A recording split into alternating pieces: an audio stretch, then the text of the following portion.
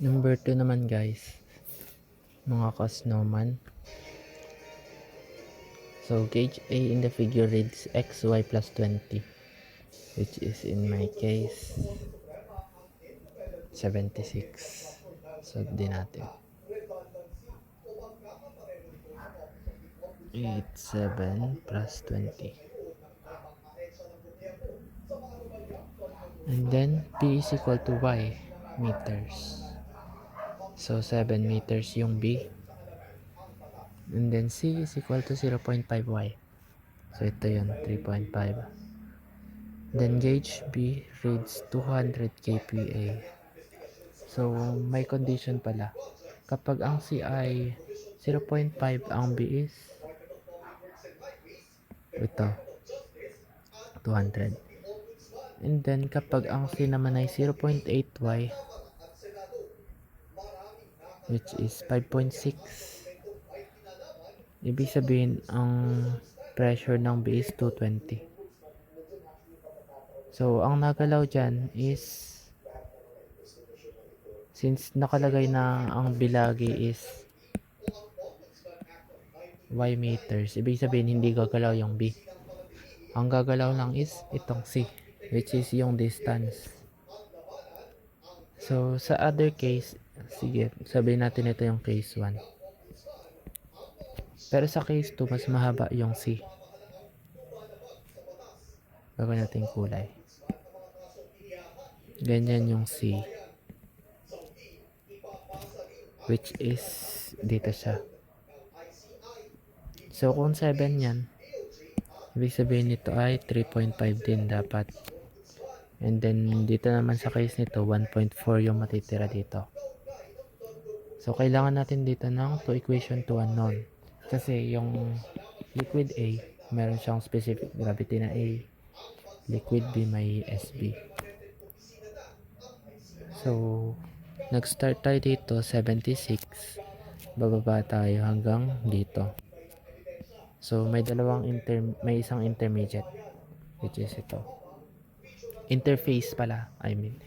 So 76. So para makarating ka dito, kailangan mo is yung ito muna, 76 kPa plus yung SA, or sabihin natin gamma A na lang. Specific gravity yung tanong eh. So SA 9.81 plus times 3.5. So ito yung S gamma water H dito. Kailangan pa natin yung another S gamma water H nito naman. Hindi siya pwedeng pagsamahin kasi magkaiba sila ng S. So ito naman ay SB 9.81, and then 3.5 din. Yung height nito is 3.5. So meron na tayong equation 1. Next naman is equation 2. So magkakaiba lang dyan is yung height nila.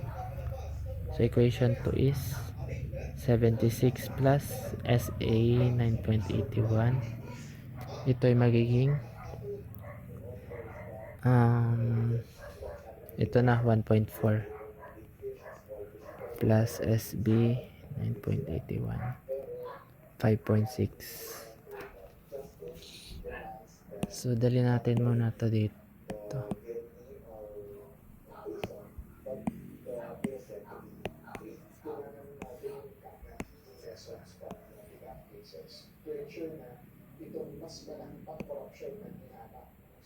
So solve natin ito by 2 equation to unknowns. So i-write muna natin siya as AX plus BY equals C, and then DX plus EY equals F. So what I mean is, andito lahat ng X, andito lahat ng B, andito lahat ng constants. So yan ay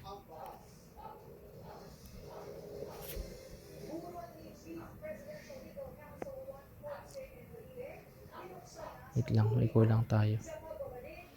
equal to sa 200 equal to sa 220.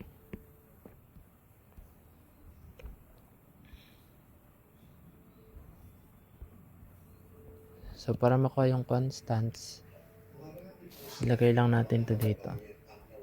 200 minus 76, 124. And then 3.5 times 9.81.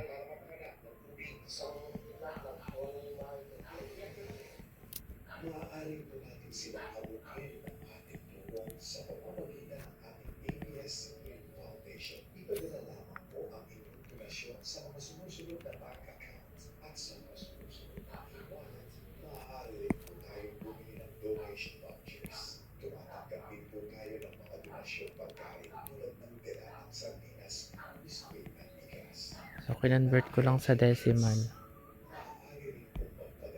Ito. 144. So, by to equation 2 unknown,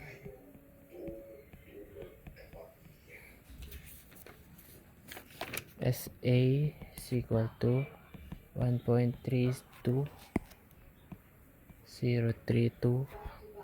SB 2.2912.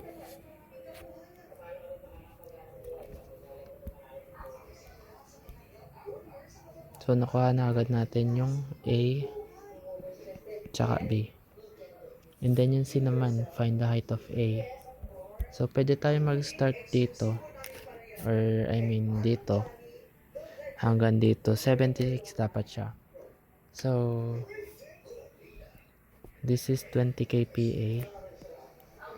Equal siya sa, ay may plus pa. Plus A, which is yung height.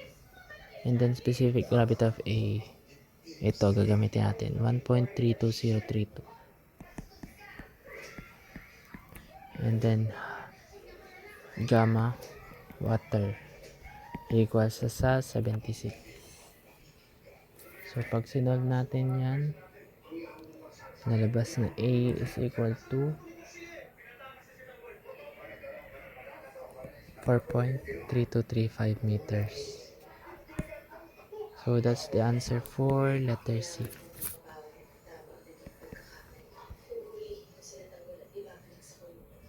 Yan, nasagutan na natin yung number 2.